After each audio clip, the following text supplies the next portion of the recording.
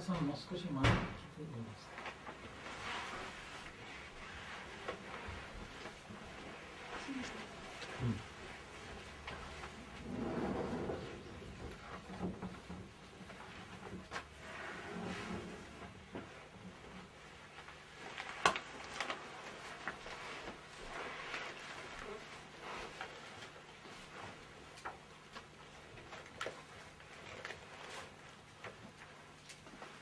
ベイドの本当皆さん大変ありましたね。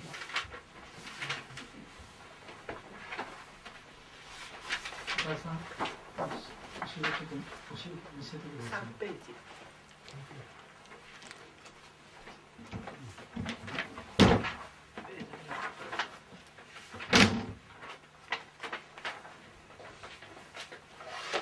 八重さん、ちょっと前に後でおかげさま信頼を気がすると。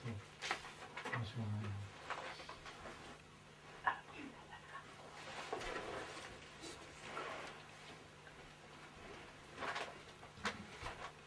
1番、4番、1番、4番と次のページポルノまで。シリグルビョーナマハリヒオーサハナワトゥサハノブナクトサハリリャンカラワハリテジャスヴィナワリタマストマビドビシャワハリオーシャンディシャンディシャンディハリオ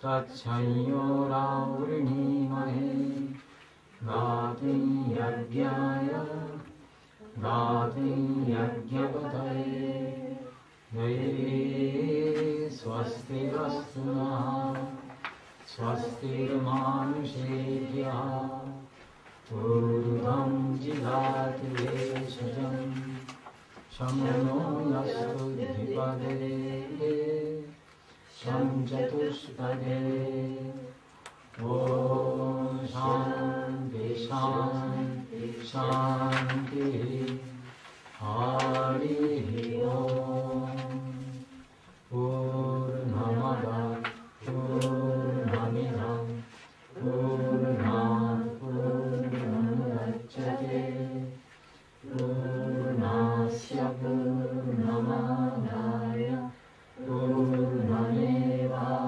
Shishyate Om Shanti Shanti Shanti Hari Om.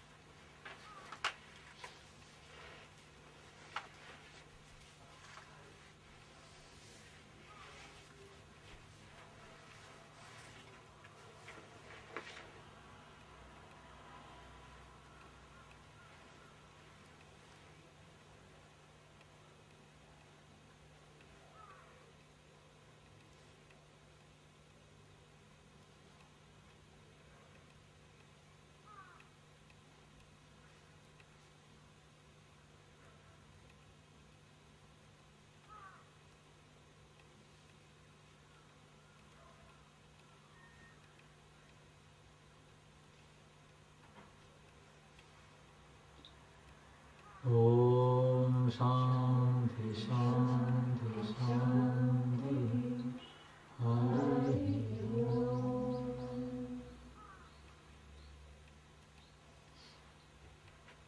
どうぞ、本田さん。はい。永遠の伴侶、スワミブラマーナンダの生涯です。これは遅い。もうこのまま。はい。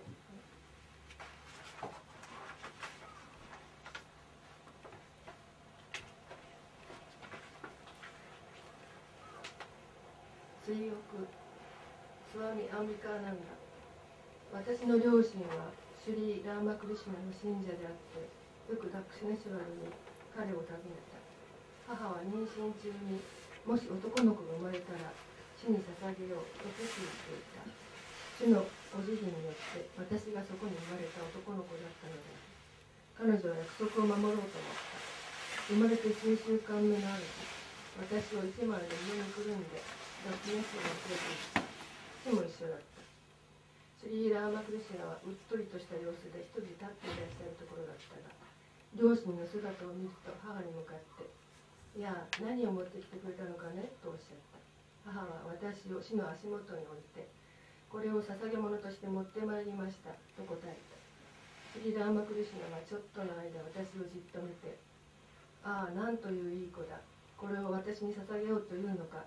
結構だ」とおっしゃった。彼は私を膝の上に乗せ、右手の手のひらを私の頭に当てて祝福なさった。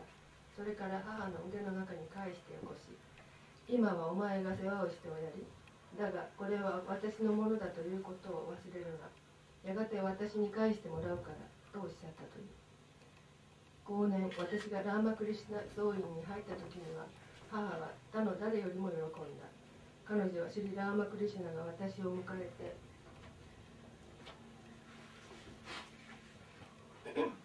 えてくださったと感じたのだ。当時死はすでに亡くなっていらっしゃった。少年の頃、私はよく両親と共にアランバザールの僧院を訪ねた。ベルル僧院はまだできていなかったのだ。スワミ・ブラマーナンダ、ラーマクリシナーナンダ、シバーナンダ、トゥリアナンダおよびアドワイターナンダがそこに住んでいた。時々私は数日間僧院に泊まった。私はマハーラージ、スワミ・ブラマーナンダ大層厳格な人だと思って彼には近づかないように気をつけていた。スワミ・トゥリアナンダは私に優しく、私も彼には遠慮しなかった。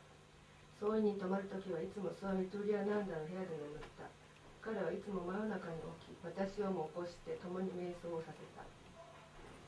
スワミ・ビベーカナンダが亡くなった後、マハーラージとスワミ・トゥリアナンダとはブリンダーバンに行き、そこで厳しい病に入った。それから少し経って父と私もそこに行った。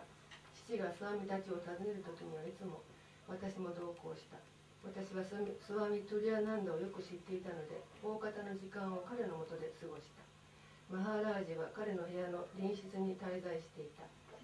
私はスワミ・トゥリアナンダを訪ねた時にはいつも彼の前にひれ伏してからマハーラージの部屋に通じるドアをそっと開け、戸口のところから彼に向かって頭を下げるんだった。彼は非常に真面目で厳しい人だと思っており、彼の面前では神経質になるものだから部屋の中まで入っていってひれ伏したり足に触れたりすることができなかったのだ。私のこの態度を見て、ある日スワミ・トゥリアナンダがこう言った。入っていけ、そしてマハーラージの前にひれ伏し、神聖な彼の足に触れよ。心中を恐れおののきながら私は部屋に入り、言われた通りにした。それから黙ってマハーラージのそばに立った。彼は慈悲深い目で私を見つめ、優しく「子供よ、足をマッサージしてくれ」と言った。こう言いながら彼は横になった。私はマッサージを始めたが、まだ緊張していた。彼は直ちにそれを感じ取って、神経質になるな、私の息子よ、と言った。彼は私の背中に手を触れた。彼に触れられた瞬間に、私の内部に完全な変容が来た。私は全身の力を失ったように感じて、ふらふらと彼の足元に横たわった。マハーラージはおどけた調子で、おや、君はマッサージをする代わりに私の足を枕にする気だね、と言った。私の胸は言葉に尽くせない喜びでいっぱいになった。私は触り直して、あなたは私に何かをなさいました、と言った。それから心中の喜びを抑えることができないで笑い始めた。恐怖心はすっかり消えてしまい、初めて私はマハーラージから放射される神の愛を味わった。後で聞いたことだが、マハーラージがスワミ・トゥリアナンダにおどけた調子で、ねえ、僕は君の弟子を盗んだと言うと、スワミ・トゥリアナンダは笑って、素晴らしい、これであの子も本当に幸せですと言ったという。オームシャンティシャンティシャンティハリオム。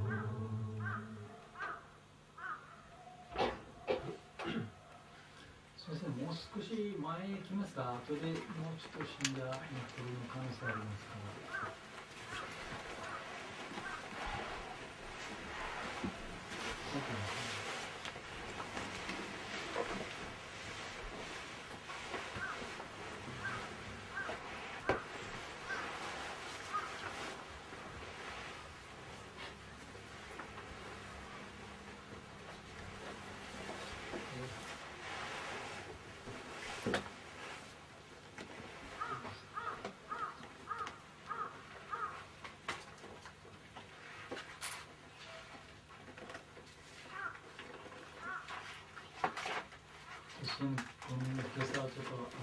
ことになりましたみたいですね。本当は春みたいな。それで気をつけないと体ね、風邪、それが大事ですね。ある時とても寒い次は次の日、昨日も天気良くなかったですね。明日まだ雨。神様準備しますと、この日皆さんの来ますから。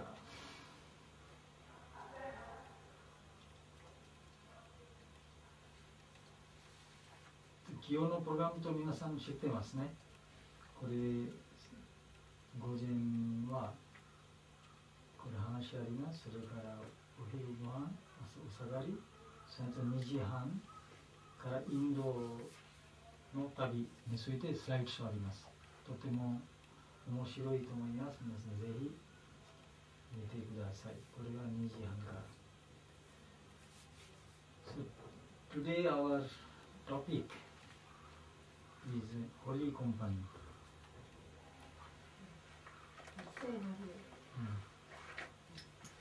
もう少し言ったものないか。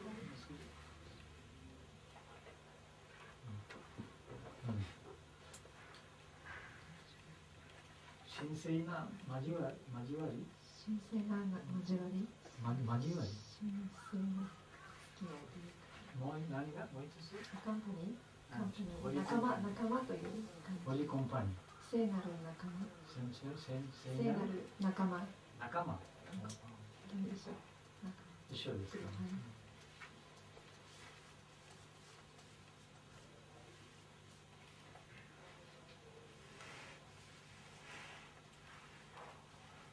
最初は、first we should understand what does it mean by this holy company. 最初このホーリーカンパニー、聖なる仲間、聖なる交わりはどういうことか理解する必要があります。Actually, it is a holy man's company. ある意味これは、聖なる人たちとの交流ということです。聖者たちとの交流。He may be a family man or he may be a monk. その聖なる人というのは家族を持っている人かもしれないし、またお坊さんかもしれません。In India, we call sadhu. インドではそういう人たちのことをサドゥと言います。There is another word, sannyasi. またサンニャーシンという言い方もあります。Now, what is the difference between the sadhu and sannyasi? サンニャーシンとサドゥの違いは何でしょうか。皆さん聞いたことありますか？ These two words、二つ言葉、サドゥ、サンニャシ。聞いたことある？サドゥ、サンニャシ。例えば、サドゥ、ナグモハサル。どうぞ。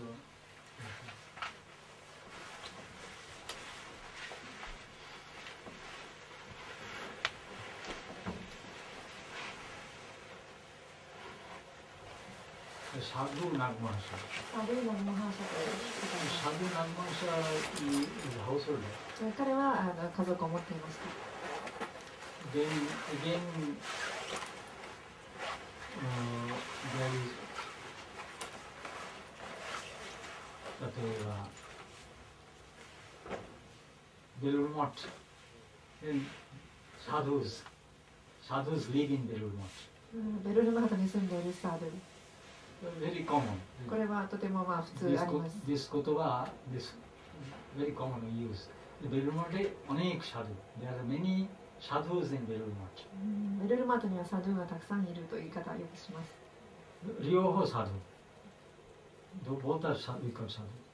But sannyasi, that means sadhu, a householder can become a sadhu. One who has given up the hut and home, renounced everything, and living in a monastery or wandering, also we call sadhu. サドゥというのは家族を持っていていろいろと放棄した人たちもありますし、または全てを捨てて、例えば僧院に住んでいたり、またはずっと巡礼をしているサドゥ、両方ともサドゥと言います。But sannyasi generally who give up heart and home and live in a monastery or wandering. ですが、 They and who take up vow of monasticism. Vow.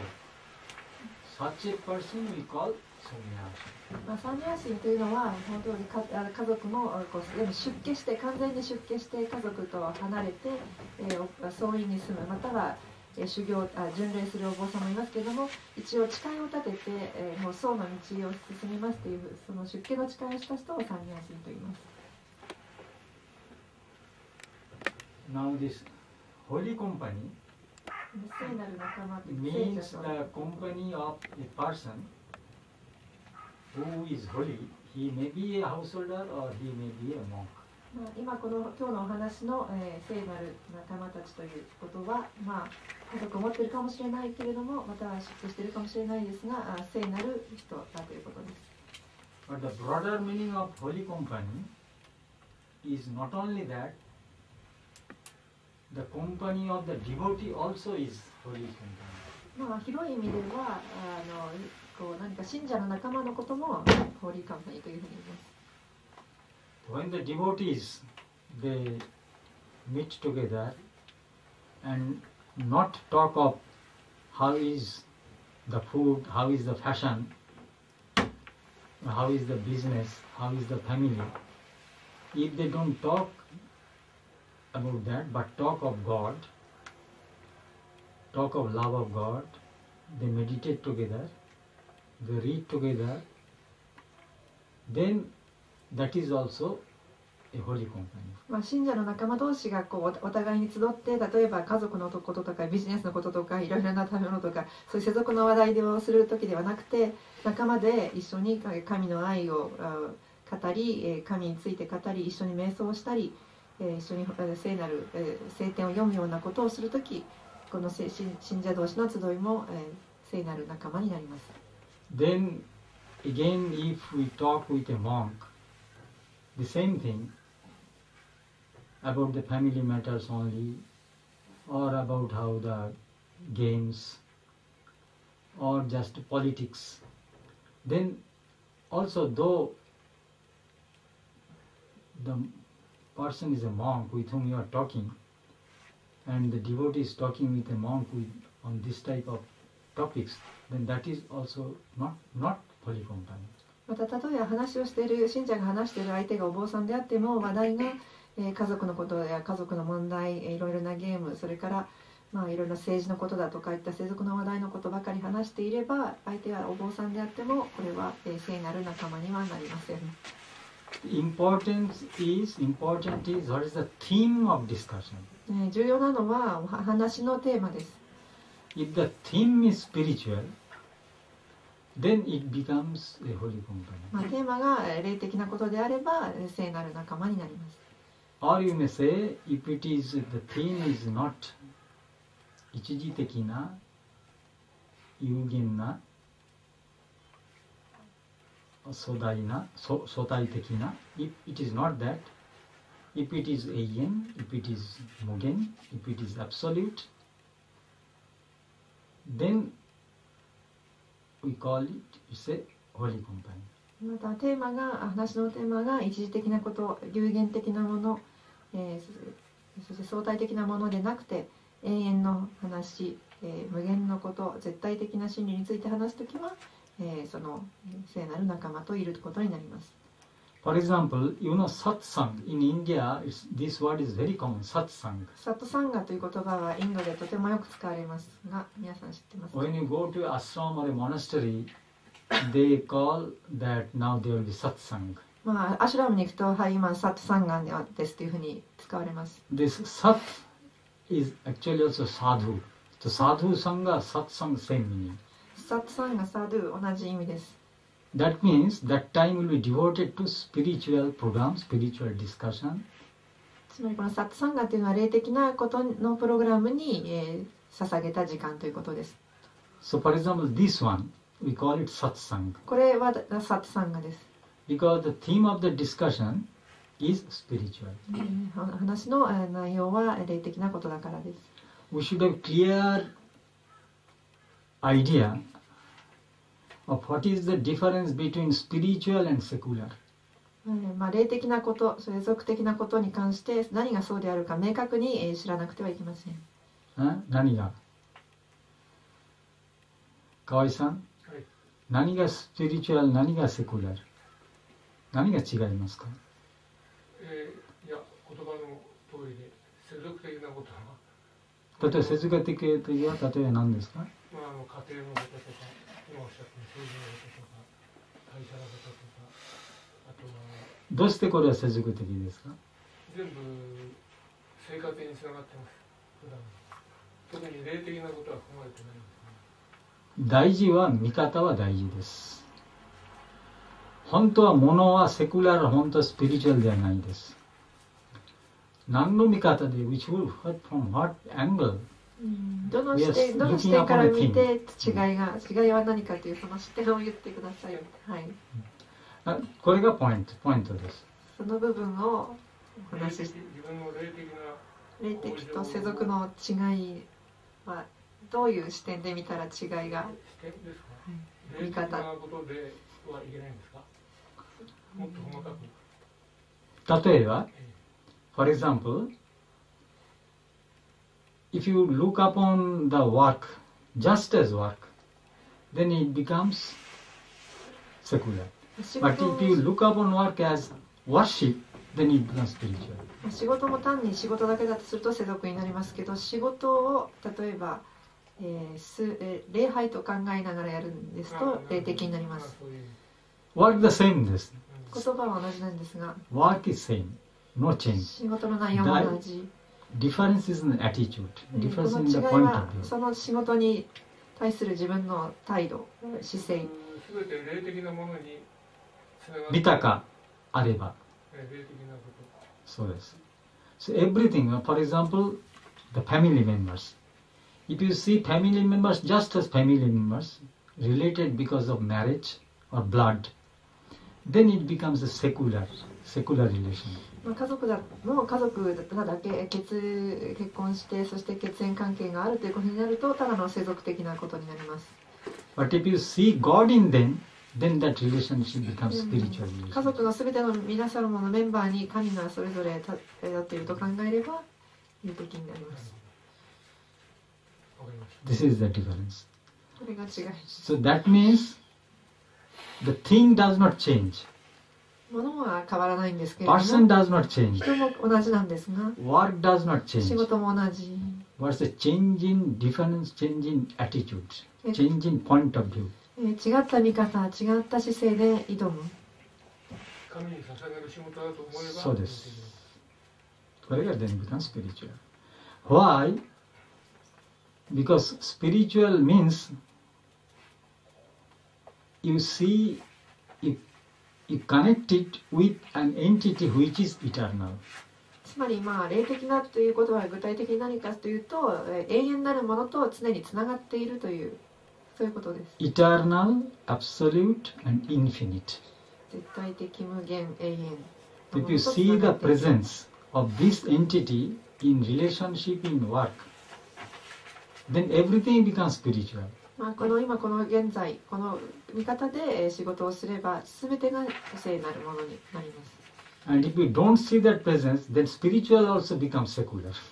つまり霊的な存在というものを認めないでいると全てがやっていること全てが世俗的になります。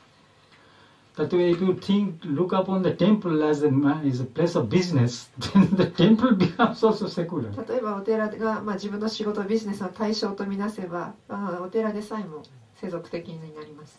On to business, to a priest, temple is a matter of business. お坊さんのお寺はビジネス。普通のお坊さんのちょっとこれもうちょっとなぜお坊さんの両方意味ありますから。そうですね。何を別のプリスト。お坊さんとプリスト。お坊さんはバーバルバード。そうっていうのは書く時の言葉。それをちょっと説明しないとわからない。日本人は多分お坊さんって言った時にイメージセンテンスで判断します。お坊さんは前言関係で、それ普通のプリスト、本当の例えば出家のお坊さん日本の前後がいつも混乱出てます。多分日本語では例えば出家したお坊さんって言ったらいいかもしれない。そうです。その感じで、そうしないとわからないですね。そうですね。と、then it becomes matter of just a business. So temple, though it's a temple, 神様の場所ですけれども、actually it's a place of business. 実際お寺であって神様の場所であっても、そこがビジネスの現場になるって言います。So the important is the seeing the presence of infinity, then eternal and absolute, and to get connected everything, every person, every work, every moment with that. つまり、その霊的なもの、つまり永遠なるもの、絶対的な真理、無限のものの存在を今自分の全てのものに対して認めることです。そういったものが常に全ての自分の接する全ての人、接する全てのもの、全ての動き、全ての仕事にそういった霊的な絶対的な真理が存在しているということを自分で認めることが聖なるものを全てを聖なるものにすることのポイントです。In matter of company, same thing, holy company. In matter of company, 人と人関係。So in that type of thing also, if it is that relationship is oriented, if the discussion is oriented towards that, if it is related to that God, that means, as I said, infinity, eternal, then that company, that discussion becomes a holy discussion and holy company. ですから聖なる仲間たちというのも、その話題が神なるもの、絶対なもの、真理、そういったものにつながっていれば、そういったものを目指した話であれば、聖なる仲間になります。Generally, holy company generally means a holy company with a holy man. 普通一般的な意味は聖なる人との交流ということになります。Now, who is a holy man? 聖者と一般的に言っても、それは一体具体的に誰でしょうか。The highest meaning, the real meaning, a person who is a realized soul. 工事の意味、一番最も最高の意味では、悟った人です。But 普通の意味は anyone who is sincerely struggling to realize God by giving up interest in other things. The main purpose of focus of life is God and God realization. Such a person, even if he has not realized God, is also regarded a holy man. 一般的には、他のすべてのことは興味なく、神、そして真理を悟ることに自分の人生を捧げて、日々誠実に努力している人、たとえ悟りに至っていなくても、こういった方を聖者と言います。Otherwise, it is mostly impossible to have holy company. そうでなければ、そういった聖なる仲間を持つことは不可能に近いです。Because in every country, in every age, such person, the realized souls are very few. つまりどの国でもどの場所にも本当に悟った人というのはとても数が少ないからです。But those who are advanced in that life, also company with them are called holy company. しかしその道に入って努力している人は皆聖者というふうに言います。So in scripture, or is in every scripture, especially in Hinduism, they give a lot of emphasis on this type of holy company.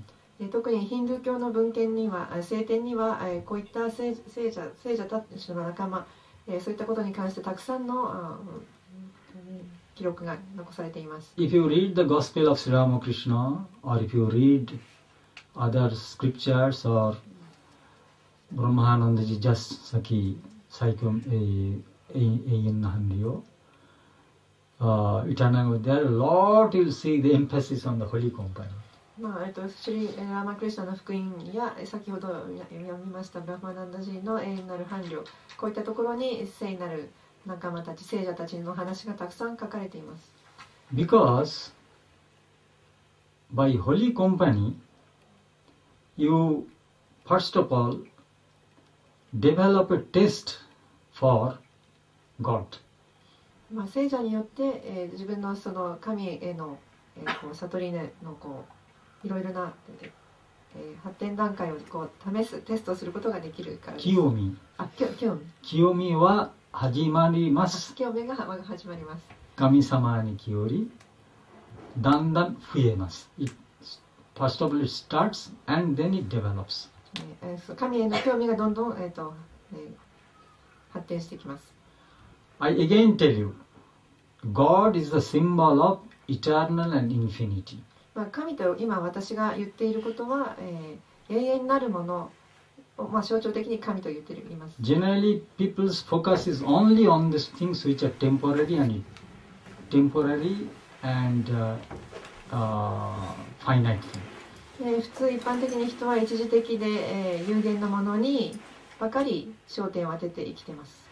But by association with a holy man, slowly understands that by focusing only on temporary things or secular things, one cannot really get peace and joy and knowledge. 聖者たちとの交流によって、だんだん人々は一時的なものや、世俗的なものだけでは真の喜びというのは得られないんだということを、徐々に理解するようになります。Now, how it happens? それがどうやって起きるか。As you know, life influences life. Life. 人の life influences another life. 人の人生は他の人の人生に影響を与えるからです。If you want to light a lamp, what you do generally? ランプに火をつけようとしたらどうしますか？ You light it from another lamp. 他のランプから火を取ってきて火をつけますね。Isn't it? So life is like that. 人の人生というのもそういうものです。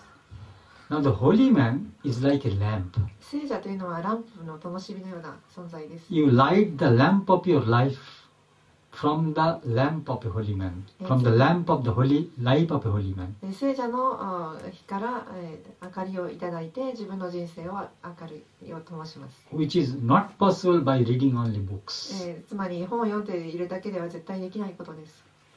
Or just by listening some cassette or some reading, seeing some watching video. ビデオを見たり、カセットを聞いたりしているだけでは起こり得ません。So that's why most important is life. つまり最も重要なのは生きている存在そのものからです。人の人生からの影響です。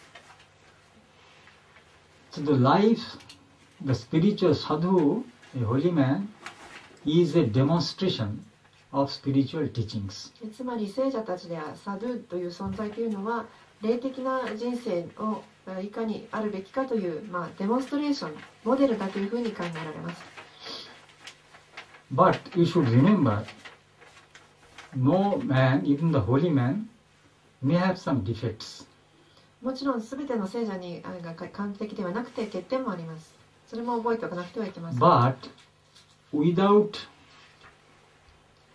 just giving importance to those defects, if you give importance to the brighter sides, to the holy sides of the sadhu life, then it is possible. つまりサドゥのその欠点ではなくて良い部分、明かりの灯っている部分に焦点を置いていけば、聖なる仲間の部分、then you really get profited. その部分から、利益を、恩恵を得ることができます。So in that way, just not one time, many times when you visit this type of holy man or holy place, then slowly there is a transformation in your life. そのようにして何度も何度も聖者たちに会って交流することによって、だんだんと自分の人生が、変化していきます。So they say that for the transformation of life, the holy company is most important. ですから自分の人生の変化のために、聖なる人との交流が最も重要です。For example, the holy man is meditating on God. 例えば、聖者が神について瞑想しているとします。So you read about meditation, but when you come to a holy man, you see him meditating. 例えば本で瞑想について読むよりも、その聖者が瞑想しているのを実際に見るということ。Then your motivation develops. 自分自身のやる気、動機も非常に発達します。You know M, Master Mashai, Sri Ramakrishna's disciple, シュリラーマクリシュナの弟子の M さん who wrote the Gospel of Sri Ramakrishna. 福音を書いた著者でありますが、 He had also a group of devotees who used to meet, come to M San's house regularly. 彼のところにもやはり信者の仲間グループがいて、 M さんの家にそういった信者が定期的に訪れていました。 And he used to encourage these devotees to go to Belur Math, 彼らにベルルマ headquarters of ッ Ramakrishna トに Mission. 行くようにずっと奨励してました。 Especially when the sadhus are meditating. 特にサドゥが瞑想している時に行くようにというふうに奨励しました。 Because to see the sadhu while he is meditating will inspire a devotee, つまり motivate a devotee to also do meditation. サドゥが実際瞑想しているところを一切見に行くということに関して、それによって本当にやる気になるからです。 Otherwise, if you see a sadhu gossip, you see just talking or drinking tea or eating meal or even sometimes doing some other works, computer work, then what is the difference between sadhu and an ordinary man? Ordinary man also gossips. Ordinary man also eats, drinks and does computer work. What is the difference? ですからサドゥを普通に例えば全然それ以外の話をしているだけだとか、コンピューターで仕事をしている時、お茶を飲んだり食事をしている時を見てしてしまえば、サドゥの人生暮らしも私たちと何も変わりないではないかというふうに思ってしまいます。 That's why you should see the sadhu when he is doing spiritual practice. ですからサドゥが霊的な修行をしている時こそサドゥに会うべきです。 In that way, you get some inspiration. そのような方法でインスピレーションを得ることができます。 Then not only that, this type of discourse, for example, when we discuss some spiritual topics, it is very, very good to attend this type of discourses. またはこういった霊的な講話に実際出席してお話を聞くというのも非常に良いことです。 Why? Because there may be a topic, but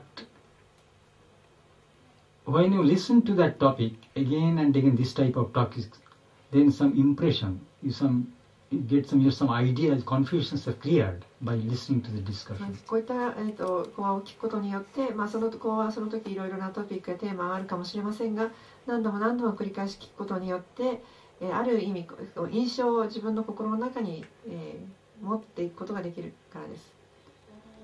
And sometimes it may be that sadhus are just talking, holy men are just talking. 時にサドゥはただ話をしているだけの時があるかもしれません。 But even that has also impact. それでもやはり非常に影響はあります。印象はあります。 Of course, if the sadhu is a very high standard, then the impact will be much greater. サドゥのレベルが非常に高い場合はそういった影響も非常に大きいものになります。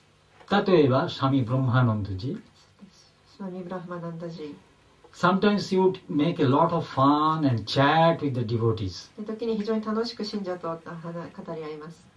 So regularly some householders, devotees would come, and when they would just talk on just ordinary matters. 時々家族を持った人たちが来ると単に普通の日常的な会話だけしてしまうことになります。 And unless one would specifically ask a spiritual question, Brahmanandaji would not introduce any spiritual topic 誰かの during 霊 such 的な discussions. 質問をしない限り、そういった時の場ではブラフマナンダジーは霊的な話を持ち出しません。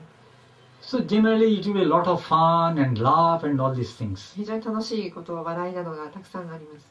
Now one brahmachari who just joined the monastery, he became a little confused. でブラフマチャリ始めたばかり、モナストリーに入ったばかりの若者が非常にそれを見て混乱しました。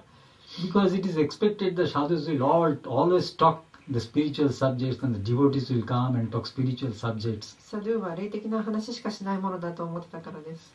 So then, after this type of get together, このような集いの後に the brahmachari asked one of the senior householder devotees who used to attend this type of sittings with Brahmananda. ブラフマナンダジーと座っていた信者に向かってこの、若者は、質問しました。He said, "See, I wonder.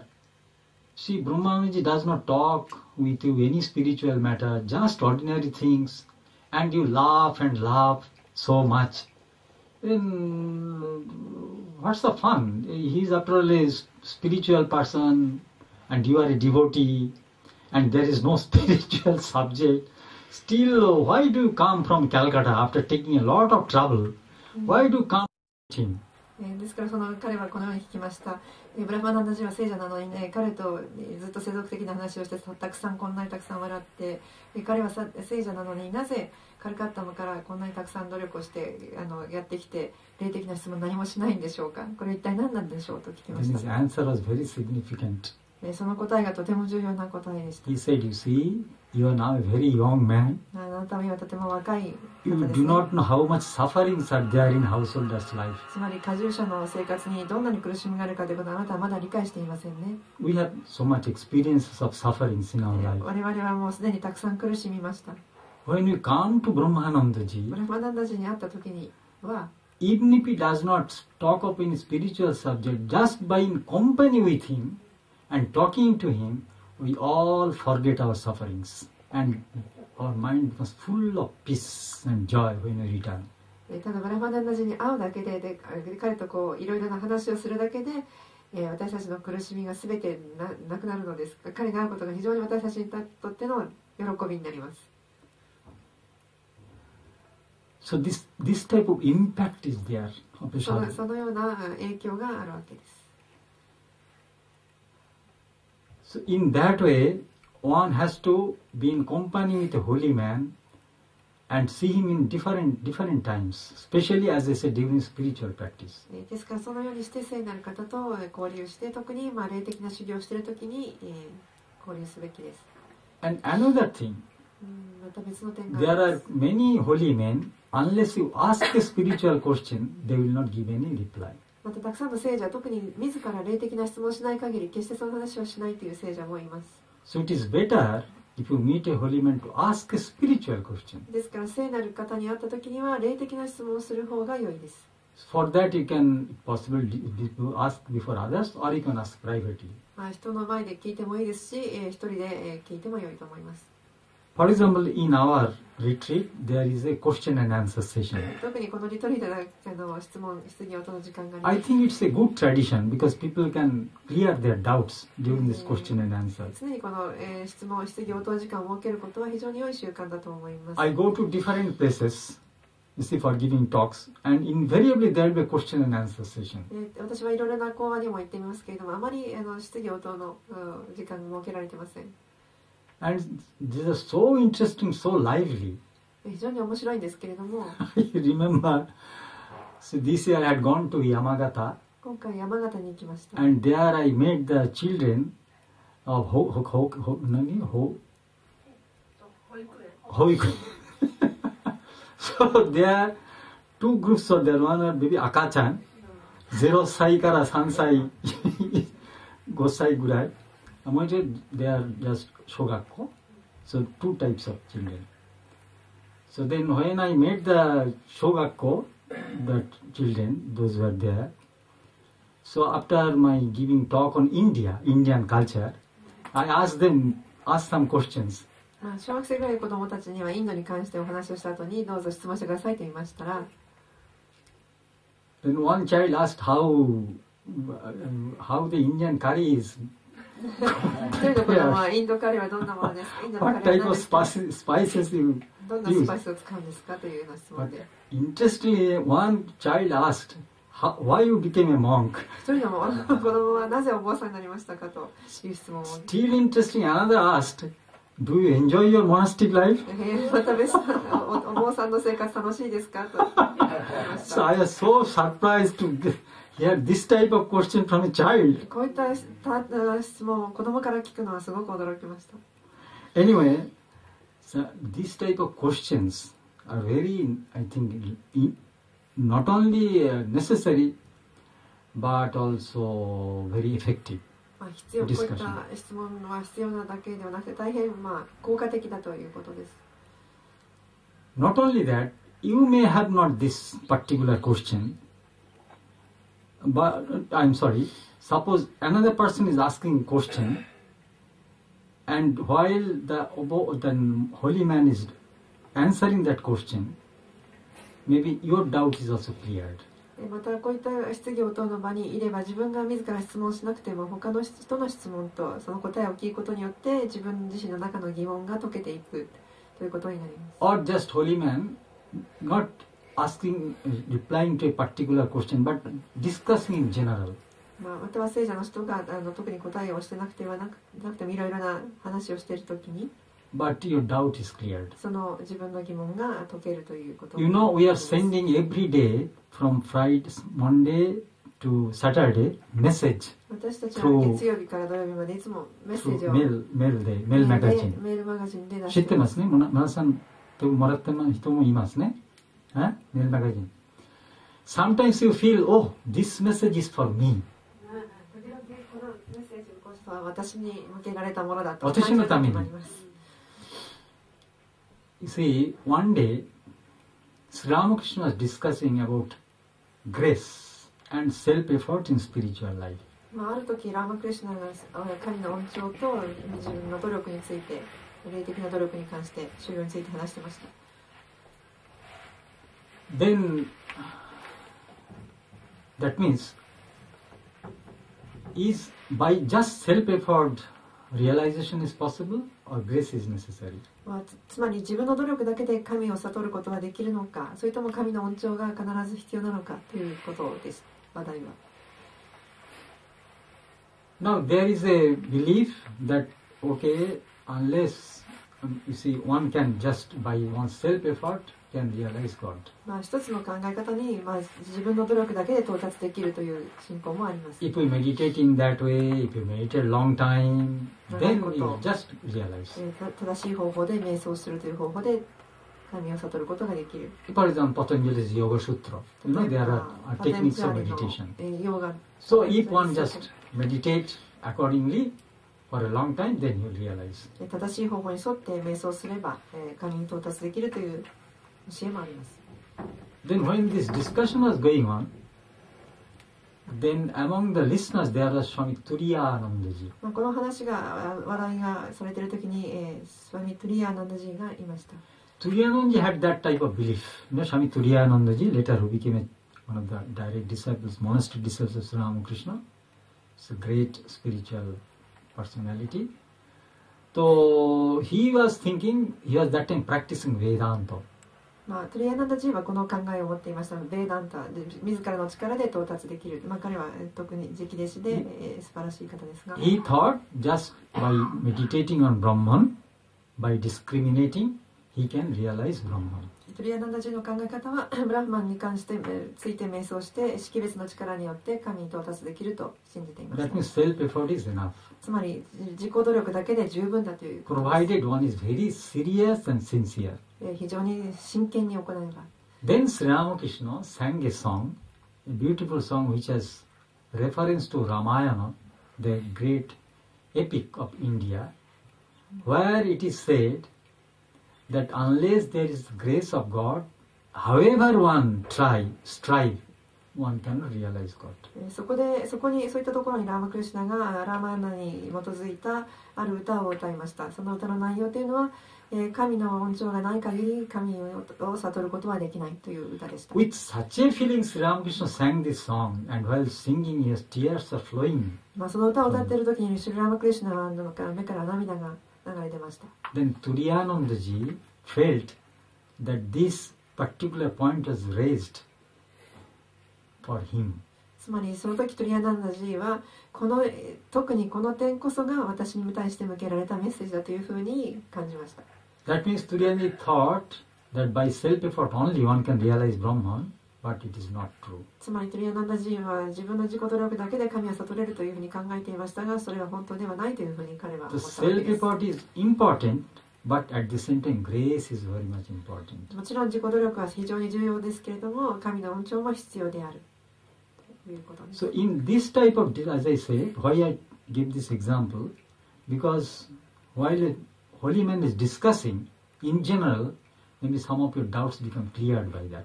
この例を挙げたのは、聖者たちの話を聞いているだけで自分の中にある疑問が解けるというそういった例だからです。So in this type of things that we see that holy company how important it is. つまり聖者たちの交流とがいかに重要かということをお話ししたかったわけです。There is a story of a samurai and a Zen monk. 侍と禅のお坊さん、禅僧の話があります。So that samurai had gone, he was full of pride of his 侍は非常にある of his power, 自分の力を of 非 his 常に strength, of his 自分の力 courage. 強さ、勇気、非常にプライドを持っていました。Then he had gone to a Zen monk for getting some spiritual advice. 霊的な助言をいただこうとその侍はある武士は、禅僧のところに行きました。Then he had gone to the Zen master and sat quietly. 禅の老師の前に静かに座りました。Then the Zen monk looked at him, and then there was a cup, and there's a teapot. So he was pouring that tea from that teapot in the cup. そこで禅僧はその侍の前に座って彼を見て、湯飲みの茶碗に、急須からお茶を注ぎました。He was pouring and ず pouring っと注 and ぎ続け pouring. て、He was overflowing, 湯 overflowing, 飲 overflowing. み茶碗からお茶がこぼれ続けました。The plate was wet, the carpet was wet. みんなそこら中、濡れてしまいました。So, then samurai thought, to what person, to what type of teacher I have come? He doesn't know the simple thing. That how much he wants us to pour the tea because it is overflowing. 侍はそれを見て一体私は何という先生のところに来てしまったのだろうか、一般的な常識もどれぐらいお茶をよそったらいいのかもわからないお坊さんの先生のところに来てしまったと思いました。Suddenly, first was thinking like that. 初めその侍はそのように思ったんですが、 Suddenly it flashed in his mind. ある心の中に大きなひらめきが湧きました。He thought, maybe the message is this: my heart is now full of pride. If the heart is full of pride, no advice will enter into my heart. つまり、彼の理解した教えというのは、つまり私の心というのはプライドでいっぱいで、プライドで心がいっぱいに満ちていると、どんな教えを捧げたくても注ぎ込むことがない、その隙間がないということを言いたいのだというふうに思いました。So if I cannot make my heart empty, see, nothing will enter. There will be no use to listen to give advice to me. つまり私の心が全く空になっていなければ、教えを請うということができないのだということを理解したのです。Another occasion, the same one samurai had gone to another Zen また monk 同じ侍が別の禅の先生のところに行きました。and he said, I want to know from you, what's the difference between heaven and hell? 先生から教えを請いたい。地獄と天国の違いは何ですかと聞きました。Then suddenly the Zen monk became very furious, angry. 非常にそれを聞いて、まず急に禅のお坊さんは怒りました。You are a dirty man. You are a dirty man. You are a coward. Then he just go on, you see, using very many foul, bad words. そこで汚いものは、お前は非常に弱虫っていうふうに非常に悪口ばかりずっと彼に浴びせ続けました。Then the samurai became so angry, he took up his sword 侍は怒って刀を抜きました。 and wanted to kill the monk. お坊さんを殺そうとしました。 Then the monk quietly said, this is hell. で、これが地獄ですというふうにおっしゃいました。 Then immediately flashed him, oh, I wanted to know what's the hell. That's why maybe the monk you see, pain, actually pretended like that. So then he just again put back his sword to the kiss. で私は地獄を知りたいと聞いたので、それでお坊さんがそのことを今そのように地獄を実現して見せてくださったのだと理解しました。そして刀もしまいました。And became full of repentance. 非常に反省しました。Then the Zen monk said, "This is heaven." そして次にこれが天国ですと言いました。So you see, this is the holy company. これが聖者たちとの交流の例です。In that way, just be gone, you see, being in touch with the holy man, then slowly there is a transformation, or sometimes by a flash, there is a transformation in your life. そのようにして聖者たちの交流をすることにして、徐々に自分の人生に変化が訪れますし、時にこのように大きなひらめきが起きて、自分の人生を変えることになります。Then Turyananji writes, what do you understand by holy association? トゥリアナンダジが書いてあることには、聖なる方との交わりで一体何を学べますかという You のを have 書 to きました。 watch their lives, 彼らの生活の仕方を見なくてはいけない。 see their purity, 彼らの純粋さを見習いなさい。 their devotion, 彼らの信仰、 love, 愛、 and compassion, そして慈悲の心、 and imitate these things in your own lives. こういったことを自分の人生で真似してください。 By imitating the holy, devotion increases.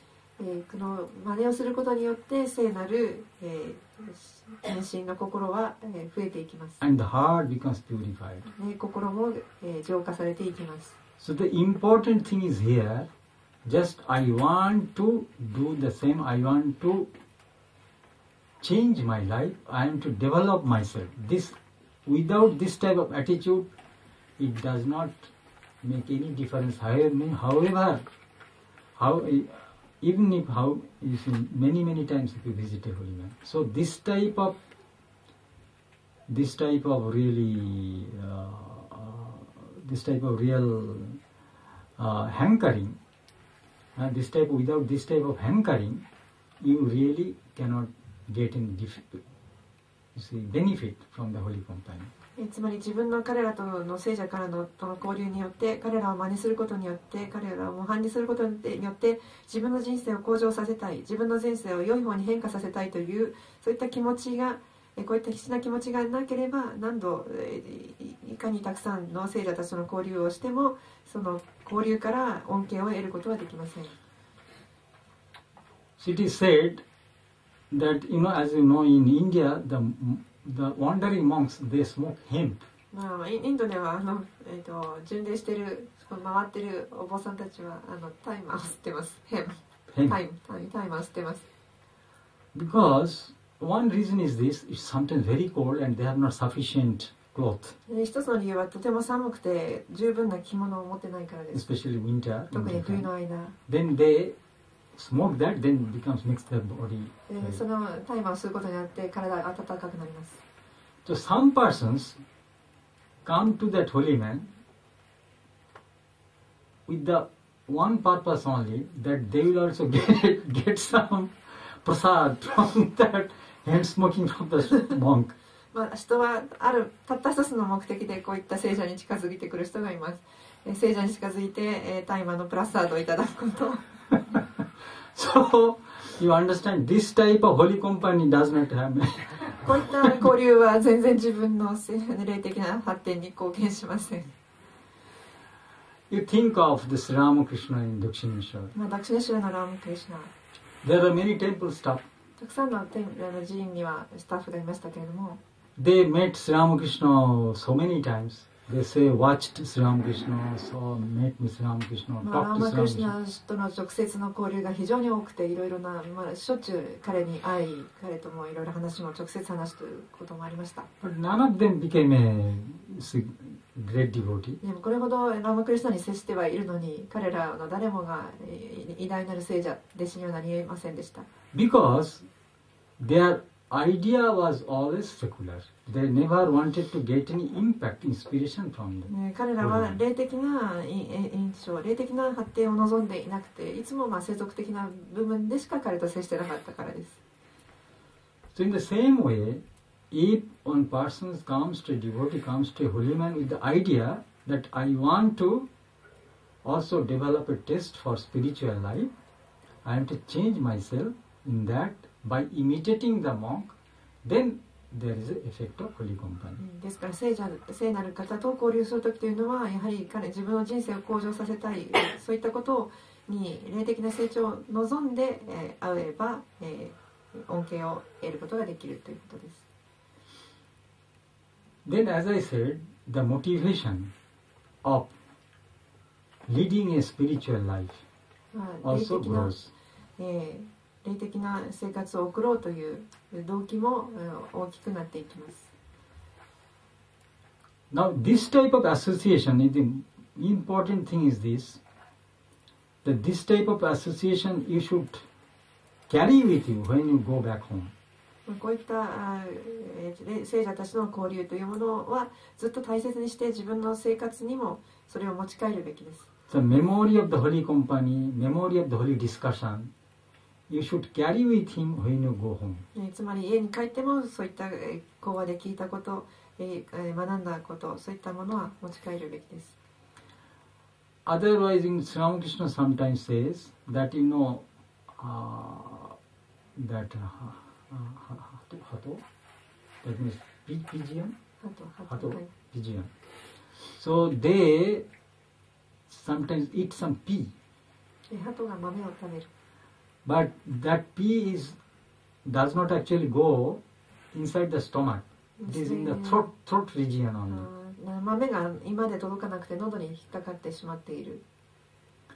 So he says sometimes some householders come to a devotee and then hides all the secular thoughts.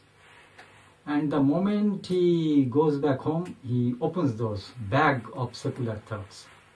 ずっと家族を持っている方がずっと聖なる話をずっとお寺で聞いて、家に帰った途端に世俗の話がまた始まってしまいます。But if it is like that, then naturally there cannot be any change. それでしたら何も変化は起きません。So what is important is that I want to transform my life. I want to make some self-development. 自己成長。つまり自分自身の中に自己成長したいというそういった思いがなければ何もならないです。Otherwise, sometimes, as for example in India, they think to go to a holy man to touch his feet or to go to a temple, by that he makes some punya, merit. つまりインドでは聖者のお寺を訪れたり、それから聖なる方の足を触れて、お寺にお供えをして、プンニャ、功徳を得るという考え方あります。But it's an illusion.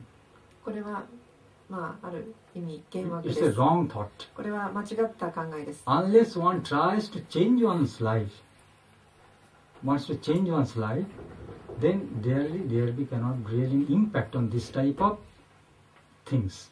こういった聖なる行いも、自らに自分自身が成長したい、自らの人生に変化をもたらしたいという考えがない限り何もご利益は得られません。It is like going to a spiritual spot. あります日本でその感じ。聖なるスポット、パワースポット。あちこち探してますね。そういうスピリチュアルスポットに行って気持ちが良くない。しかしその種類のインパクトは本当に一時的です。So that's why some real wish,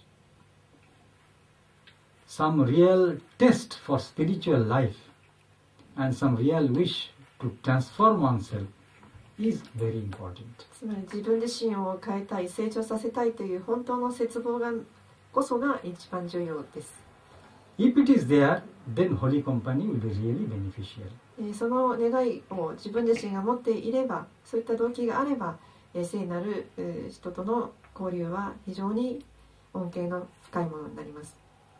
So what I am telling, that coming to and meeting in this holy company has no effect, not that. There is some effect, but that effect can be increased by one's own really desire to become more spiritual, to become more pure. つまり今私が言ってるのはこういった信者同士の交流、いろいろな聖者たちの交流は何も効力がないと言ってるのではなくて、自分自身がその願いを持っている、霊的に成長したいという願いを切望している場合は非常に効力がより増すというふうにことを伝えたかったわけです。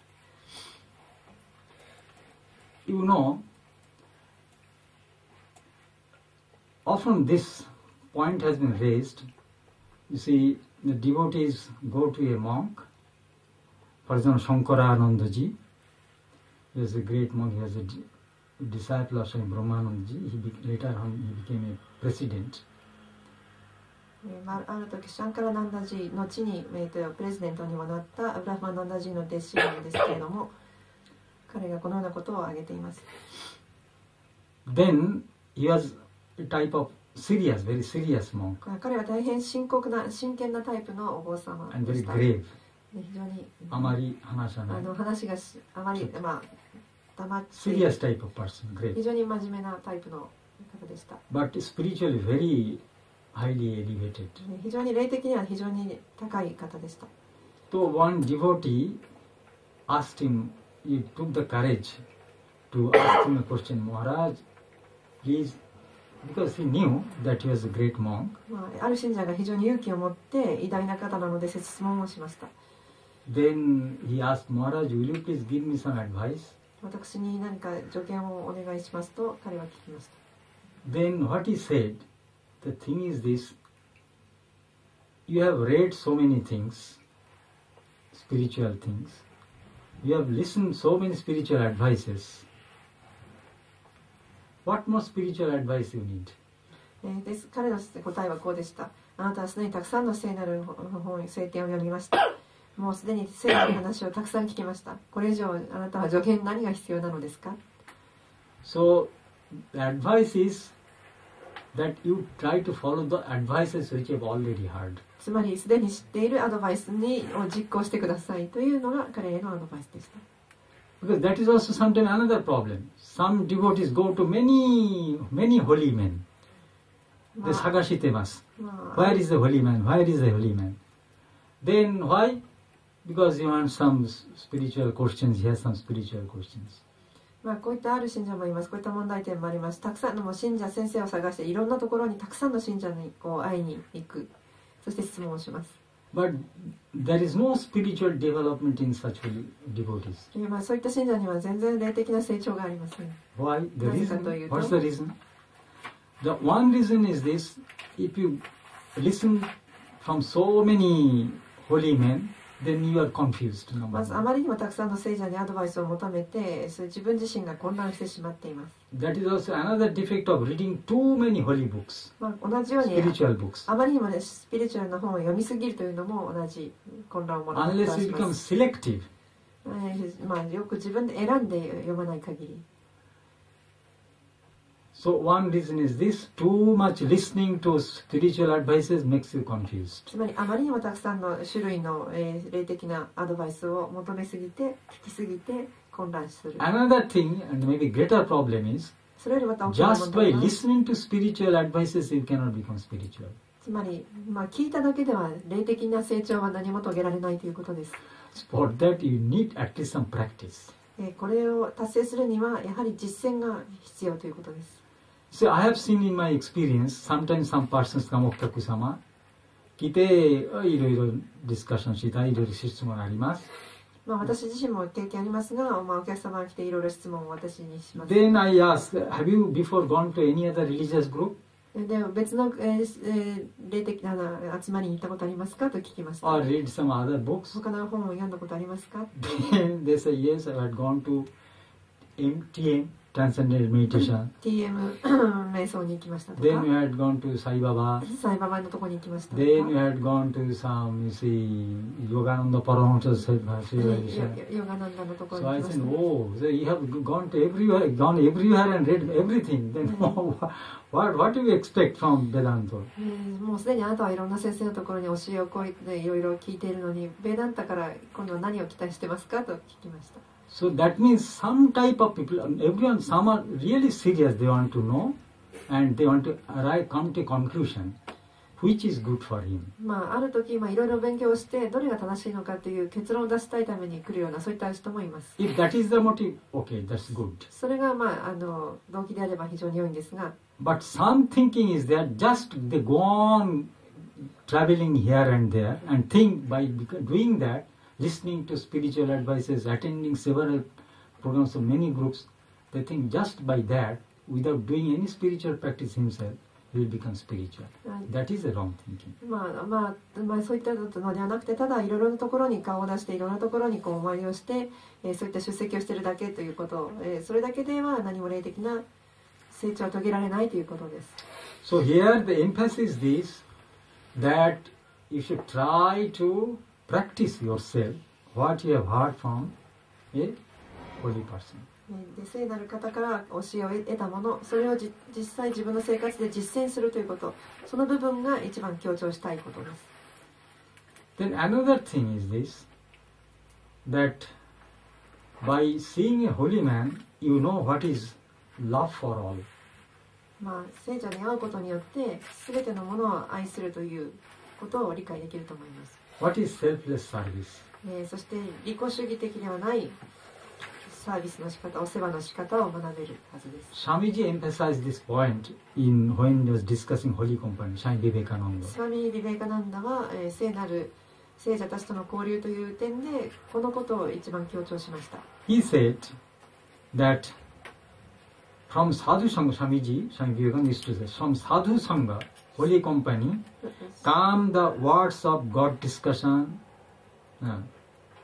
サドゥサンガで、神のいろいろな議論、神についての議論をしましたが、 about God incarnate, 神の化身、 then his life and lila play, 神の戯れという遊び、 then his teachings. そして神の教え。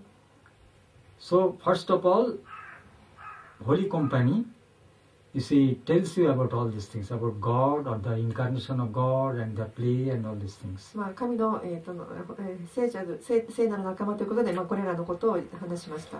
Then from Sadhu Sangha comes the feeling of compassion. それでサドゥサンガで慈悲の心について話しました。 That is love and consideration for all. すべてのものに対する慈悲の心、彼らのことをすべて考慮することについて話しました。 You think of Jesus, you think of Buddha, how much compassion they had for others. イエス・キリスト、そしてブッダのことを考えてみれば、一体どれだけの多くの広い慈悲の心があったかということを思い浮かべられると思います。 Think of Swami Vivekananda, how much compassion he ビ had ベ for カナン others. ダの慈悲の心。 Then he says that from Sadhu Sangha comes the feeling of compassion, that is love and consideration for all. サドゥサンガで強調したことは、すべてのものに対する愛と慈悲の気持ち、そして配慮すること。 Why this is important? Love and consideration for all. Because one of the greatest problems of our suffering, 苦しみ、悲しみの大きな原因はとっても利己的です。We are too much selfish. なぜこれが重要かというと、すべての人々の苦しみの大きな原因というのは皆があまりにも利己的だからです。 The focus is just on me 自分のこと and だ my け、 family. 自分の家族だけ。中心、私の純粋な中心は私と私の親戚だけ。So this is become one great source of bondage, ignorance, suffering and frustration. これが、大きな束縛、苦しみの大きな原因になります。 Unless we think of others who are not related to us, unless we try to serve others in whatever way possible, unless we go out of this limited world, limited circle, our heart cannot become broad, and we cannot really enjoy peace. つまり自分が他者と全く関わりがないと考えていたならば、そして他者のために全然尽くさないでいたならば、奉仕をするということをしなければ、自分たち自分のこの非常に限られた狭い心の中で全て利己的でいるところからこう出ていかなければ、本当の心の大きな成長はありえない。Identifying with others, not related to me. 自分だけではなくて他の人のことをこう認める。This is demonstrated in the life of a monk, holy man. これが聖者たちの生き方の模範です。He is not a holy man if he does not love everyone. もし他者を全てのものを愛するような人でなければ、たとえお坊さんでも聖者ではありません。So one greatest symptom of a holy man that he must have love for all.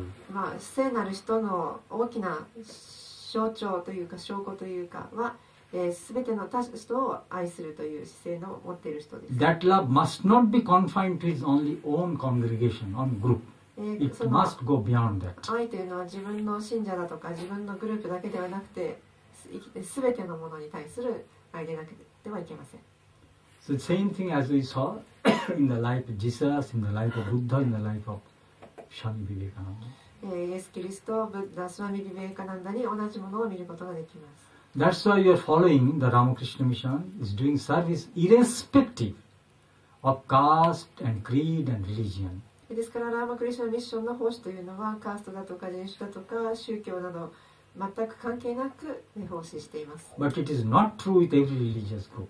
これは全ての宗教的な団体にも同じことをしているかというとそうではありません。That in India some religious group is there インドに who も are only concerned with those who have that particular religion. インドにも他にも宗教団体ありますけれども、その自分たちの宗教団体の以外には助けない、そのグループだけを助けるというようなそういったグループもあります。But according to Swamiji, if he is a holy man, must have this type of love for all. スワミジーによれば聖なるものというのはありとあらゆる方への愛を持たなくてはいけない。And that will be a great inspiration to the devotee also. これは非常に信者にも最も大きな印象を与えるものになります。You see, just for example, in a limited circle, the devotees who come here, they try to identify it with others, isn't it? And to serve this. ここで例えば信者たちが来てお互いに奉仕をし合います。So, for example, we have started a service like Kotobukicho. 今は寿町でホームレスの人を支援しています。So, in that way, you see, for example, we are sending the messages. It's for all, not for our devotees.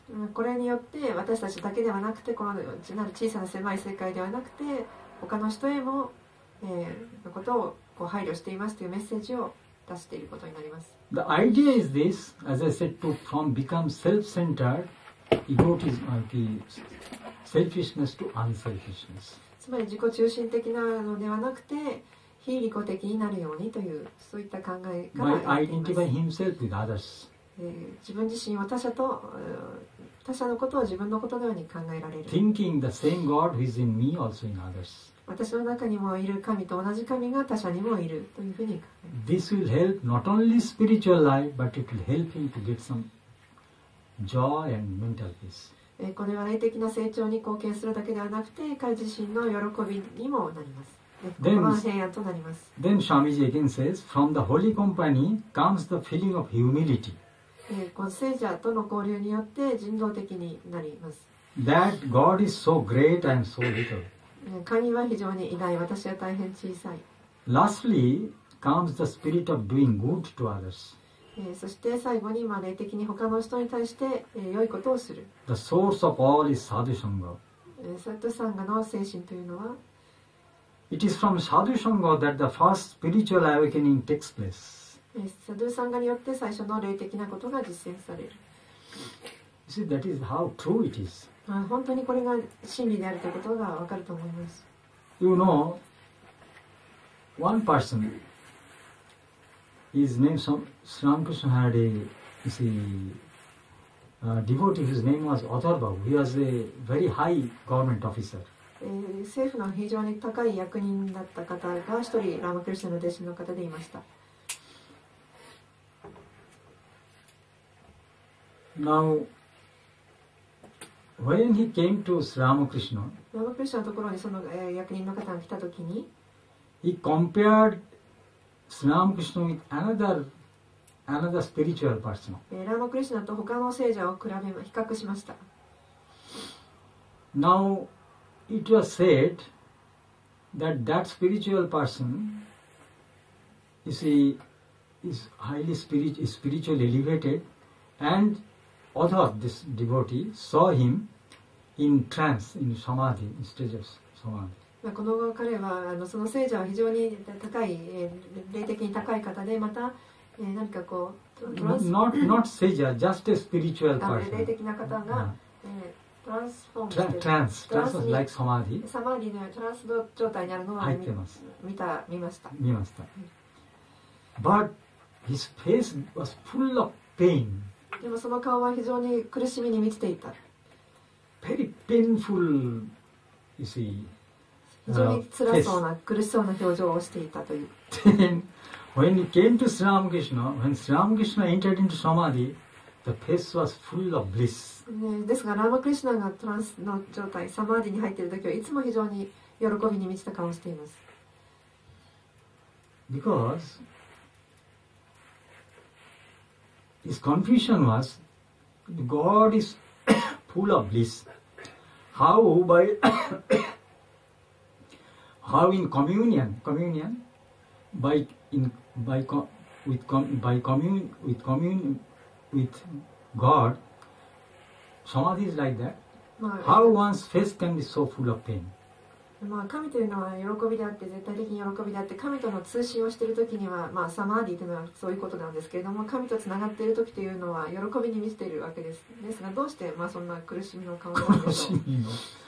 But when he came to Sri Ramakrishna and saw the face full of bliss, then he understood this is real samadhi. その役人の方は思ったわけです。シュリラマクリシュナの表情を見て、これこそきっと真理が。I think you have seen the face of Sri Ramakrishna entering into samadhi. How full of bliss, full of joy it is. There is one particular picture is there. There you see that. 喜びにサマーディの状態の写真があると思いますが、彼の表情は喜びに満ちていることを皆さん見たことあると思います。So, in that way, this impression about the spiritual life has a great impact on the devotee. このように霊的なインスピレーションというのが非常に信者たちに大きく影響をします。In the worldly life, people are all absorbed in the desire for enjoyment. 普通の世俗的には楽しみたいということで皆求めています。How will this desire be burnt? この、欲望がどのように焼き尽くされるでしょうか。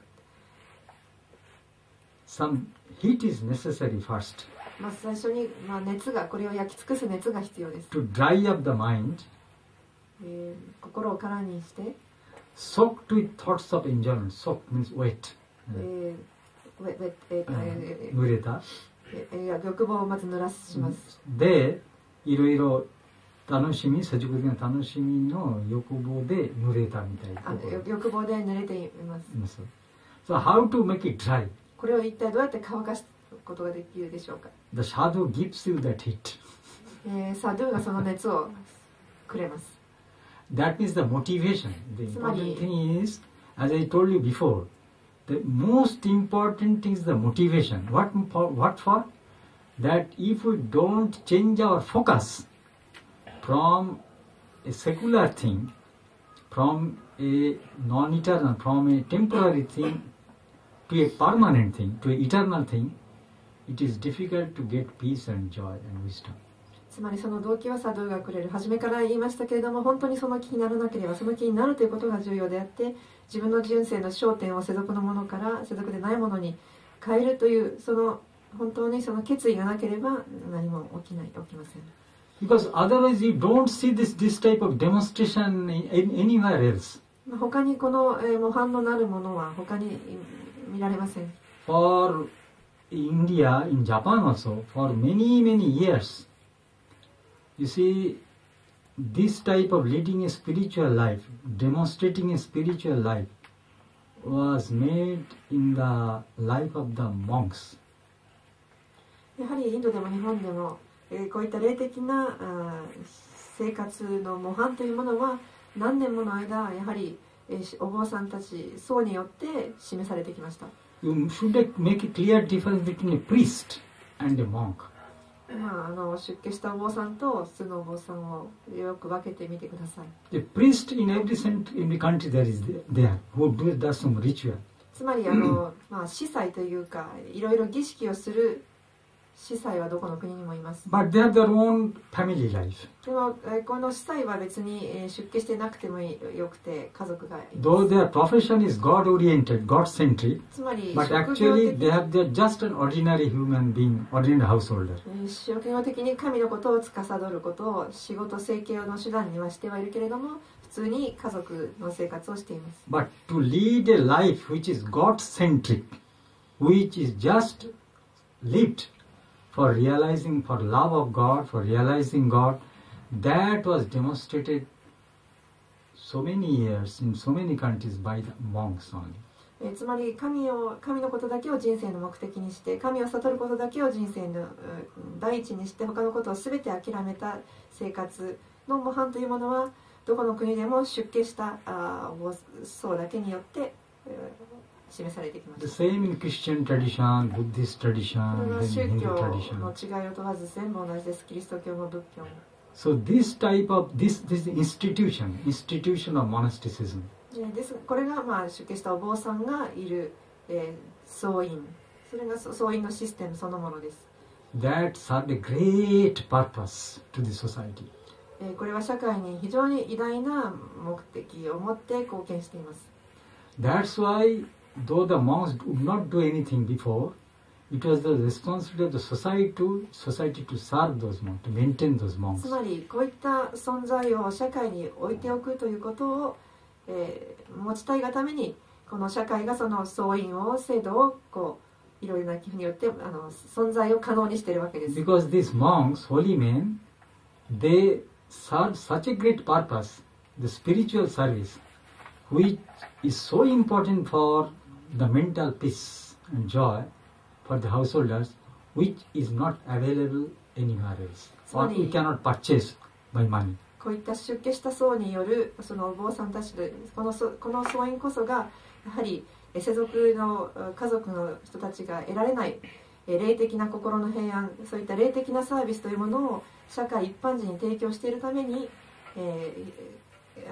この僧院社会というものは非常に大きな目的を持って霊的なサービスを全ての世俗の人たちに与えるという大きな目的で貢献しています。 That's why still in India, many householders generally look upon the monk for this type of spiritual service and inspiration. ですから一般的にインドの人たち一般人というのはこういった霊的なサービス、霊的な道へのこういったサービスを受けるためにお坊さんというものを尊敬して見ています。 Nowadays there are some professional counselors, professional counseling. 今現在、プロフェッショナルの専門家カウンセラーというものもいますけれども、 But over a long time, it was the monks who was to give this type of counseling. 長いこと人生ずっとこれまでの歴史において、お坊さんたち僧がこういった霊的なカウンセリングを一般人に与えてきました。 I remember, you see in Belur Math, our headquarters, Ramakrishna Mission, there is a very senior monk who was to looking after our headquarters affairs.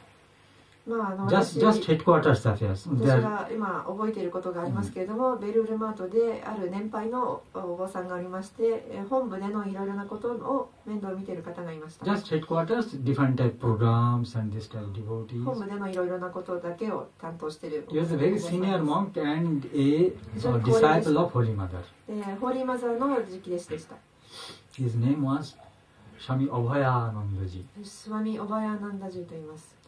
Then what we used to observe that many distinguished, you see, persons from Calcutta and all these things, of aristocratic family, they used to come and talk to him for a long time. カルカッタで今有名な人、著名人、有名人などが来ると、彼と非常に長いことを話をしました。 Some ordinary devotees also. もちろん一般の人もいましたけれども、 And interestingly, they would go on talking about their own family and all these 面 things. 白いことに彼らは自分たちの家族のことをもうずっと話し続けました。 And that monk would just listen. Rarely he would say yes or no. just listening, そのお坊さ listening. んというのはほとんど発言することなく、ただただ聞き役でした。 But the effect was tremendous on the devotee. でも信者にとっての非常に大きな影響というものは非常に大きなものでした。 They did not expect that Obosan would solve their problems, many problems. But they would feel that they could unburden their heart. The heart was so much full of problems, so much worries. So by telling everything frankly, they could unburden in that, and then they could get some mental peace and then go. このお坊さんに自分の心の問題、非常に苦しいことを全部話すことによって、心の重荷を全部そのお坊さんに下ろすことができて、非常に心の平和な気持ちになって帰ることができました。心を軽くすることができました。 Even Indian Prime Minister Indira Gandhi. So when Indira Gandhi was a small child, Indira Gandhi, then Indira Gandhi's mother, Jawaharlal Nehru's wife, Jawaharlal Nehru, his wife, took initiation from Ramakrishna Mission, Swami Shivanandaji, Sri Ramakrishna's direct disciple. インディラ・ガンディのお母様、彼女が子供だった頃、ジャワハラネヘルのネルの奥様である方が、シバナンダジーからイニシエーションを受けました。And that time Indira was a small child. その時はインディラ・ガンディはとても小さな子供でした。And that time this Abhayanand used to look after the child. そのオバヤナンダジーが、そのインディラ・ガンディを面倒見ました。Since then, Indira Gandhi had a great love and affection and respect for Swami Abhayanandaji. それ以来、インディラ・ガンディはスバヤミ・オバヤナンダジーのことを非常に尊敬していました。And when Indira Gandhi became the Prime Minister of India, that time sometimes she would come to Bellumat to meet Abhayanandaji. 彼女が首相になってもその時オバヤナンダジーに会いに行きました。And not only that, also she opened her some problems, personal family problems to her. 心を打ち明けていろいろな家族の問題だとかいろんなことを話しました。Why the householders prefer to tell all these things to a monk? Because they think that it is sometimes they cannot really trust another householder, maybe his friend, to tell everything is private affairs. やっぱり一般の人たちがなぜお坊さんにこういった話をするのが良いかというと、他のやはり家族を持っている人に対する信頼、全部話して良いかというその信じることができないからです。もう一つ other friends also have so many problems. So how to tell by telling one's problem to another. 他の人はまたそしてそれ自分の問題をたくさん持っているからです。So that's why they come to a monk to tell all these problems. At least they feel that the monk can be depended, trusted, so that they can お坊さんには tell everything. 安心して話せるという信頼感があるので、非常にお坊さん So に that 話 is せます。 also another aspect of Holy Company. これはホーリーカンパニーの別の局面です。So if you have no place to tell your problems, come to a monk. 何も誰にも話すことができない Come 場 to a 合、 holy man and say. 聖者のところに来て悩みを打ち明けます。 Then you feel some relief. そして苦しみを和らげることができます。But the most important thing is to change, as I said, change one's own life. でも最も一番重要なのは自分の人生を変えることです。 Otherwise, there is no end of problems, family problems. 自分の人生を変えることがない限り、家族問題、自分の問題に解決はありません。Now, what always it is difficult to get that holy company? なぜいつもは聖者との交流が難しいかと言いますと、 Then, is there any, I mean, say, which could supplement それに代わるものとして、 can something supplement to this holy company? 聖者との交流に代わりになるものが何かあるでしょうか。 These are the holy books. それは聖典です。 So reading of holy books also should be looked upon as the holy company. 聖典を読むことも聖者との交流というふうに見なすことができます。In fact, and especially this type of books with holy reminiscences. Reminiscence. 伝記ですね。メモリ。聖者たちの伝記物語などは特に重要です。There are many books like that, you see, which talks of the life or reminiscences of sages. 聖者たちの伝記はたくさんあります。If you develop a taste for that, then it will be really very good supplement of or substitute of holy company. それに関して自分の興味をそれで増すことができれば非常に効果的です。You will really feel that you are in the company of those holy persons. その聖者が本当に自分のそばにいるように感じると思います。If you read a lot of story of ghosts, then you will be in the company of ghosts. 幽霊の話ばかり読んでるとたくさんの幽霊が一緒にいるということになります。If you read a lot of books on crimes, then you will be in the company of criminals. 犯罪者の話ばかり読んでると犯罪者と共にいるということになります。And if you read a lot of books, this type of holy books, then you will be in the company of holy men. 聖なる本を読んでれば聖者たちと共にいるということになります。So remember that and try to develop, at least devote some time to reading this type of holy books, especially with reminiscences. ですからある一定の時間を必ずそういった聖者たちの伝記を読む時間を自分の生活の中に取るようにしてください。You see, now Kyokai, for example, has published in Bengali and English. There are so many, especially Sri Ramakrishna and his devotees I am talking of, but there are some Buddhist monks and then Christian. So far, Ramakrishna Vivekananda and their devotees and Holy Mother, there are lots of books, this type of reminiscences in Bengali and English. 特に教会ではベンガル語と英語でたくさんの聖者たち、シリラマクリシナの関係のものだけではなくクリスチャンのもの、ブッダのもの、ホリーマザー、シリラマクリシナいろいろな聖者の伝記がたくさんあります。英語とベンガル語。英語とベンガル語であります。But in Japanese also we have some. 日本語でもあるものがあります。Say for example, Nagmahasha is like 研究な心、研究の心。Then we have the life of Adbhutanandaji and reminiscences. Shami Adbhutanandaji. Then Holy Mother's Pukuin. Then Shami Turiyanandaji's life. Then here also Shami A.N. Handel. It also has some reminiscences. Person just Ambikanandaji you read here. 今の読んだもそうです。Then on the top of it is the Gospel of Sri Ramakrishna. そしてさらに一番目にシリラマクリシナの福音があります。You see, for me, I am the only monk here. 私はここでそうであるだけですけども。And when I see my face on the mirror, then I think there are two monks. 鏡を見ると2人のお坊さんがいるというふうに思います。冗談ですけれども。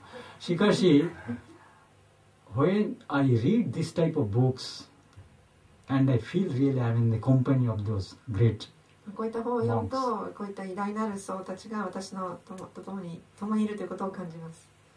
And especially those who have visited Belur Math, they can clearly visualize that the situation and the place, so that it becomes more lively to you when you read this type of books. ベルルマと訪れていることがあれば、そういった物語、本の中にある状況が非常にありありと実感を伴って見えてくるはずです。When you read the Gospel of Sri Ramakrishna, read with this idea that you are in the company of Sri Ramakrishna. つまり、シリラマクリシナの福音を読むことによってラーマクリシナが共にいるということです。You are just one of the devotees who are sitting around Sri Ramakrishna and listen to him. シリラマクリシナのそばに座って聞いている信者の一人があなたです。Read with this idea, read Gospel of Sri Ramakrishna with this type of sort of visualization. このような考え方を持ってこの福音を読めば、非常に視覚化されてイメージが湧くと思います。Then it will be also holy company. そうすると彼が、聖者との仲間であるということになります。And if you read in that way, then you really grow love, a taste for this type of holy company and through books. 本を通してそのような態度で読めば非常に神への愛を高め、興味を高めていくことができます。And not only the time will pass well, you get some type of joy which you cannot get by reading other secular books. そして他の世俗的な本では得られない喜びというものも得ることができるはずです。And also it will slowly change, transform yourself without your awareness. 気がつかないうちに少しずつ自分自身が変わっているかもしれません。So that's why both are necessary, because all the time you cannot get the holy company. 常に聖者と共にずっと一緒にいるわけにはいかないので両方必要です。So this is necessary when it is possible, but at the same time, when you are at home, at other time, then read this type of books. 聖者との交流とともに自宅にいる時などに、そういった聖典を読むことは非常に重要です。In India, what they do, in addition to these things, they form a group of devotees. インドでよく何が行われているかというと、それプラス、信者たちが仲間が集まるということをやります。So once a month, they meet together and spend some time in reading this type of holy books, discussion, little meditation, and little offering. 月に1回こういったグループが集まって一緒に聖典を読み、一緒に瞑想をし、一緒にお供えをします。So that is also holy company, because as I said, your discussion, the theme is some holy personality or holy book. これも聖なる者たちとの交わりになります。なぜならテーマが聖なるテーマです。In Japan, for example, in Kyushu, you see Kumamoto, they have formed a group, they do like that. 九州の熊本ではこういったグループがいつもあります。In Philippine Vedanta Society, they regularly meet. フィリピンでもこのようにあります。 Though there is no monk. お坊さんがいませんが。So in that way, I wish also in Tokyo, possible to form this type of group, once a month, maybe at some devotee's house, to, you see, together, sitting together and discussion. 東京でもこのようなことが月1回、信者の誰かの家に集まって行われたら良いなと希望しています。Another aspect of holy company will be in your house itself. または自分自身の家、家族そのものがそうなることです。Suppose at least for that 2 persons should have the interest in that. その家族の中に2人が興味を持っていれば、The best is if the husband and wife both have the interest in this type of 非常に理想的なのは夫婦ともども、これに興味を持っていただくことですが、 They can do that. それができます。 In the sense, they suppose, if not every day, once a week, when the family, they all meet, preferably on Saturday or Sunday, they, after some, for example, dinner, they can read some books and make some discussion. つまり、週に1回、土曜日でも日曜日でも夕食の後に、家族でそういった聖典を読むということをやればよいわけです。 That will be really great. それが非常に素晴らしいことです。 Why? Otherwise, your relationship almost always becomes just secular. それでなければ関係がただ世俗的になってしまうからです。 Now, when you read this type of books with your family members, then there gets a new dimension of relationship. 家族の中でこの聖なる聖典を読んでいけば、その関係に新しい次元が生まれます。 That will be a spiritual relationship. つまり霊的な関係を築いていくということです。 And that will really help to remove some of the stress in your relationship. 家族の中の非常にストレスに満ちた緊張の関係の中のストレスを除くことができます。 But I was just thinking of Suzuki family, that if they can do something like that in that way. 今鈴木一家のことを考えていお兄さん、ます。聞きますか？聞きました。 So maybe, for example, once a week, because they are all 4. So maybe once a week, not every day, once a week just reading this type of books. And for example, her husband and wife are there the same. But that also has, as I said, it's a holy company. Your ordinary company, family relationship will be transformed into at least for some time, it will be a spiritual relationship. In that way, it can be cultivated slowly. このように家族のメンバーですらも聖なる仲間ということになることができます。週に1回、ある一定の時間、聖者との交流ということになります。You can try what I am telling, huh? 今話したことをぜひ実行してみてください。But I think in many Indian families they do like that. インドの家族はこういうことをやっている家族はたくさんいます。 They read Gospel of Sri Ramakrishna, suppose you see, husband and family. 夫婦でラーマクリシナの福音を読んでいます。So I have given many alternatives of, many this holy company. 聖者たちの交流ということに関していろいろな方法を今お話ししました。So first, as I said, visiting ashram or visiting holy man. アシュラムだとか聖者をまず訪ねること。Then I said that to form a group of devotees. 聖者たち、信者たちが一緒にグループを作ること。Third, what I said, that your individual will study.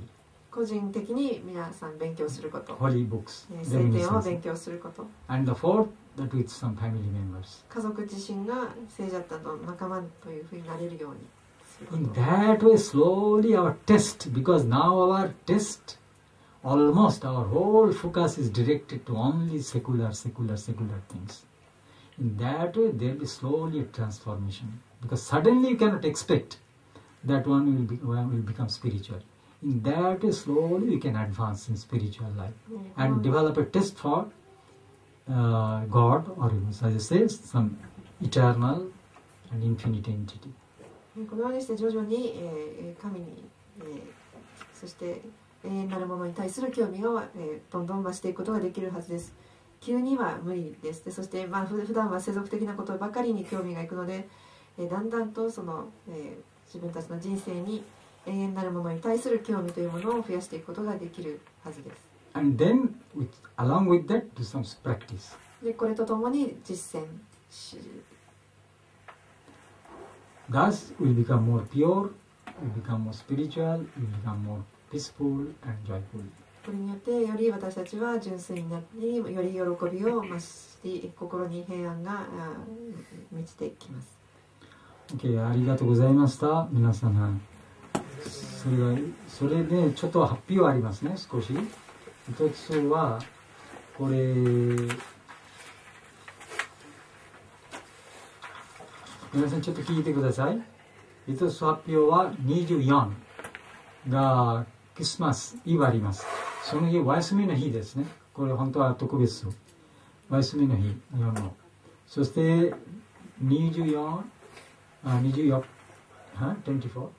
で、その日はプログラムは7時から始まります。キャロルもあるし、英語と日本語。それ聖書からちょっとリーディングもあるし、イエスのお供えと礼拝少しあるし、最初はイエスについてちょっと話と瞑想と晩ご飯出ます。それとてもいい雰囲気を出てますから、皆さんぜひあなたと知り合いと友達も来てください。それもう一つは1日、